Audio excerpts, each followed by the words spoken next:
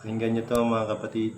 Doing like this scientific study on the crucifixion of Jesus, and I found something really interesting. So we all know that when Jesus was crucified, he was hung on the cross with nails. So they would hang him on the cross like this, and they would drive nails into his hands and into his feet. But the interesting thing is, the Romans couldn't drive nails through his hands. Because if you're gonna hang someone on the cross using their hands, it doesn't support their body weight. Like, the hands are not strong enough to support a human body, so they're gonna fall to the ground pretty quickly. And so instead, the Romans actually drove nails through Jesus's wrists, through his wrists instead of his hands, because the wrists were much stronger and they were able to support body weight when hung on the cross. But there's a nerve that runs through the wrist. It's called the median nerve, and it's huge. It's like a giant nerve that runs from here to here, and it's responsible for the function of your hand, for your arm. It's huge. It's this nerve. And nerves are responsible for transmitting pain signals to your body. So when a nerve is cut, damaged, or open, the pain is intense because its job is literally to detect pain. And so by nailing Jesus into the cross using his wrists instead of his hands, they were causing intense, excruciating, sharp nerve pain.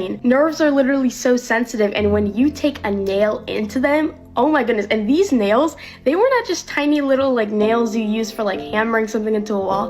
They were railroad nails, the types of nails you use to nail a railroad track into the ground. These nails were up to 5-7 inches long, and they were thick like this and driven into the median nerve. Remember that the Romans didn't want to kill Jesus on the cross. They wanted to torture him and make him suffer on the cross.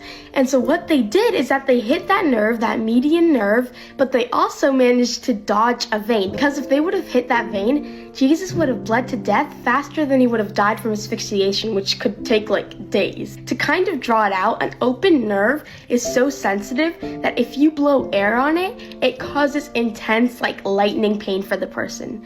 So imagine a railroad nail being driven into that nerve that is so sensitive that it can't even respond to wind. That is the intense pain, the intense suffering that Jesus went through. A little bit of a trigger warning here, because what I'm going to talk about next is a little bit more gory.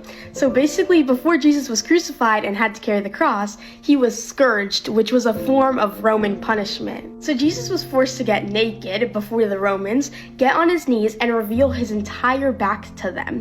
And so what they would do is they would grab this tool called a flagrum, which was made for torture. It was like this leather whip, but with like 12 individual whips, and it had little like metal pokey pokes and like teeth on it, just really sharp things on the end of it. And when they would whip it, it would lash into the person's skin, hook into their skin, and take a chunk of skin out, take a chunk of flesh out. And they would do this upwards of 40 times, again and again, and the Romans were really good at this. They had like a whole